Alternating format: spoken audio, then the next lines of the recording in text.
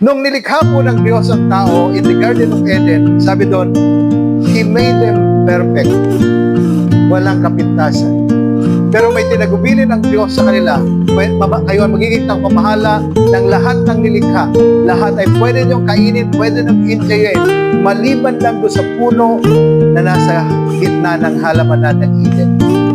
Pero dahil po, ang tao po ay may sariling pagpapasya. Ang tao po ay nahulog sa kasalanan voluntarily na kung saan yung pong pinagbabawal ng Diyos na puno ay kanila pong sinuway ang atas ng Panginoon.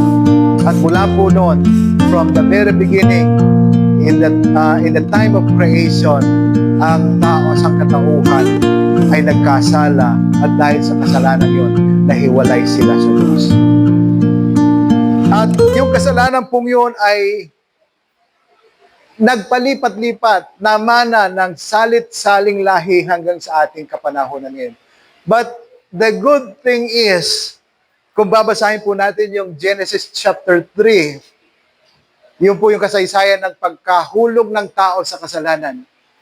But if you look into verse 15 of that particular chapter, the redemption of falling man, yung nahulog sa kasalanan na sangkatauhan, ay binanggit in verse 15 of chapter 3 of the book of Genesis. Nagkasala sila, sinuway nila ang Panginoon, pero dahil mahal ng Diyos ang sangkatauhan na nilikha niya sang-ayon sa kanyang wangis, sinalita agad yung hula in verse 15, Genesis chapter 3. 4,000 years bago dumating si Kristo, sinabi na yung kanyang pagdating. Ang tagal po, no?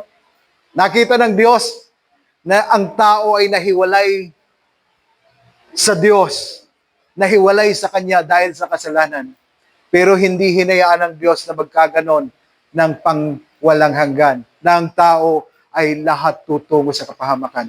Kundi sinalita yung pagdating ng binhi na magmumula sa babae na siyang dudurog doon sa ulo ng serpente na siyang naging dahilan ng pagkakasala ng sangkatauhan. Nakikinig po ba kayo? Are you with me? Yeah. Are you with me? Sino yung nanonood lang ng TikTok? Kasi gusto ko pong maunawaan natin ito para maging significant sa atin na celebration ng Christmas. You know what? 4,000 years ago, before the birth of Christ, the Christmas na pinagdiriwang natin ngayon, ipinangako na sa tao. Amen. Ang dakila ng Diyos, di po ba?